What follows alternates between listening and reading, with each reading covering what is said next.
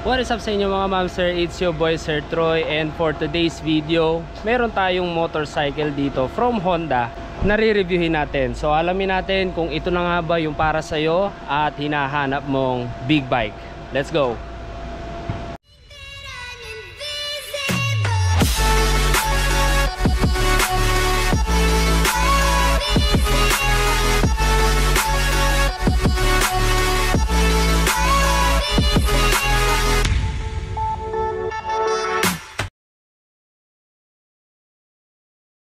Meron tayo ditong CB1000R. Ikutan muna natin siya.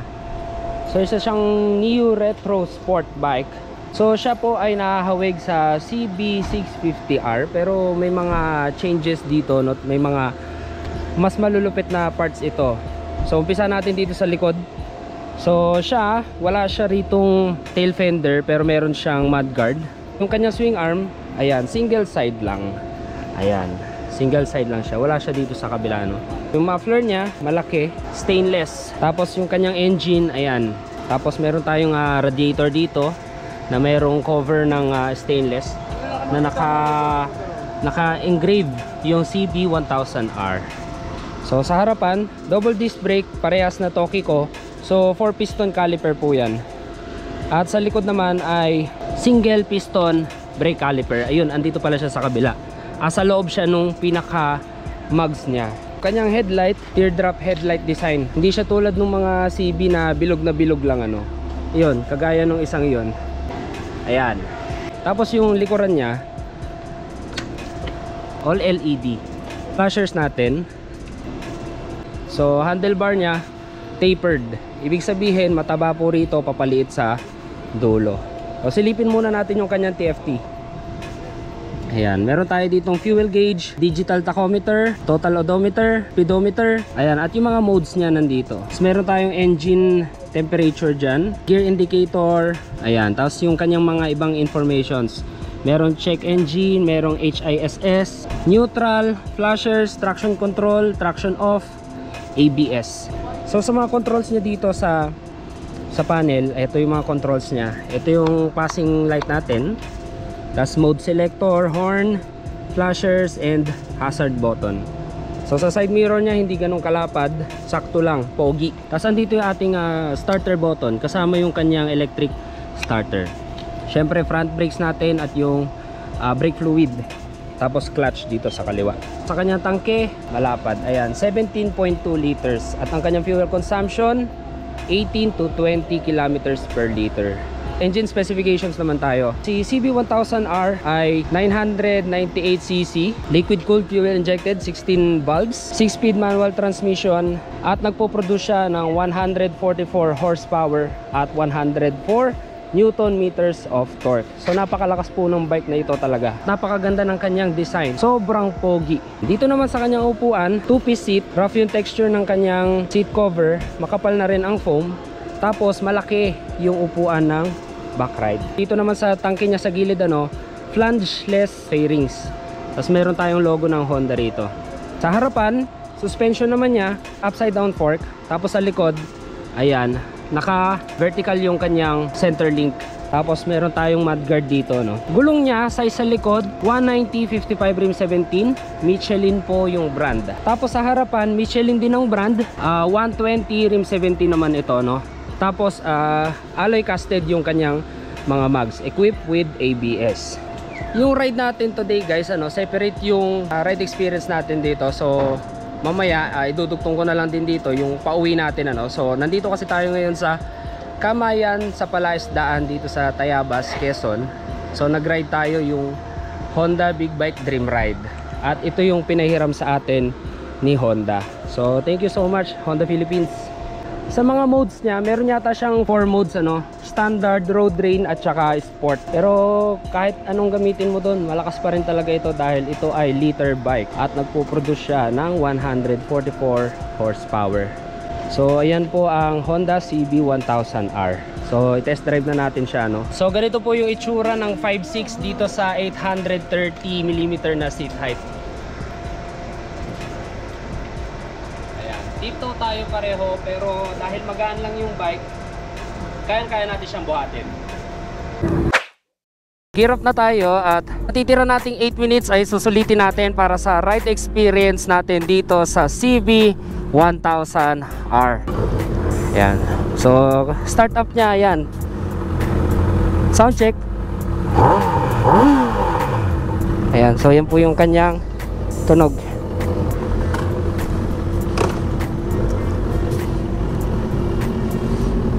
Kayang-kaya ko siyang iatras kahit ano, nakasakay ako, kahit mataas yung upuan niya.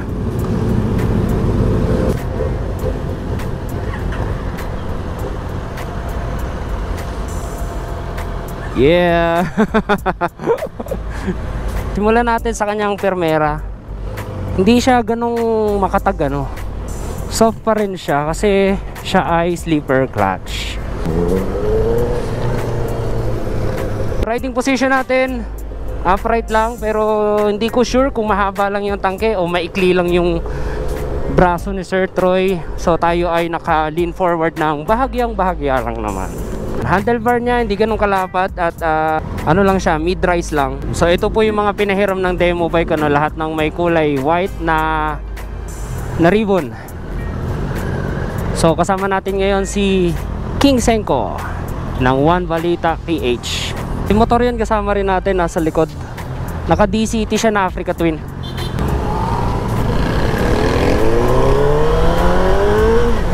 Woo!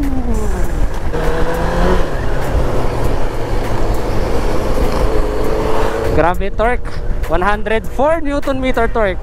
Hindi talaga to pang baby na motor. Fuel consumption niya is 15 to 18 kilometers per liter. Matipid na rin yon para sa isang liter bike. Magaan naman kasi siya, so talagang yung kanyang power to weight ratio maganda, ano, hindi siya puro bigat.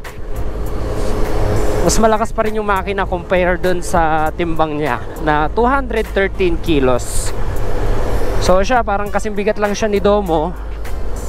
Tapos ang mataas lang sa kanya ay yung kanyang seat height.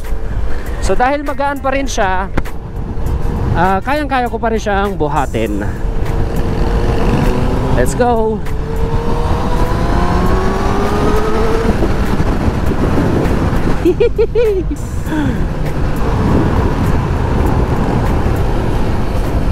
Saglit lang kunin yung 100. Top speed nito, hindi ko sure kasi alam mo naman sa kalsada natin sa Pilipinas, wala namang kalsada rito na pwede mo itong top speedin.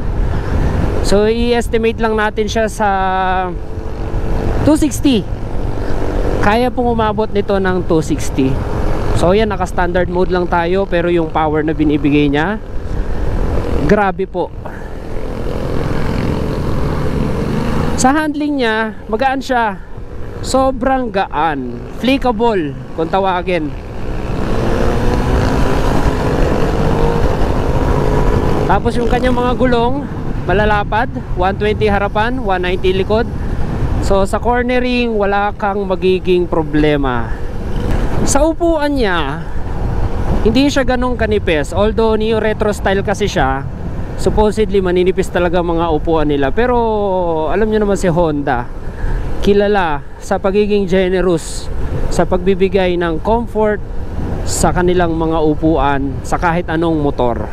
Suspension, yes, naka-Showa ito lahat. Ang gaganda talaga ng suspension nito. SRP niya pala nito 865,000.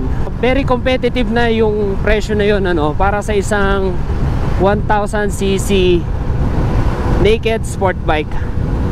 So wala ka na rin kasing hahanapin talaga rito dahil nandito na lahat. Sa modes niya, marami siyang modes. Meron siyang 4 modes: standard, sport, road, rain. Side mirrors, okay lang, kitang kita lahat ng nasa likod. Malawak at hindi magnified. So yan yung kanyang tangke. Ang ganda ng kulay, matte gunpowder black. Tapos silver yung kanyang handlebar. So yan guys ang ating review para dito sa Honda CB1000R. So ngayon pabalik na kami ng HSDC. Galing kami ngayon sa ride dito sa Tayabas, Quezon Province. So kung nagustuhan nyo yung video natin, ayan, please like, comment, share, and subscribe, and hit the bell notification para updated kayo pag may bago tayong video. So ride safe and see you on my next one.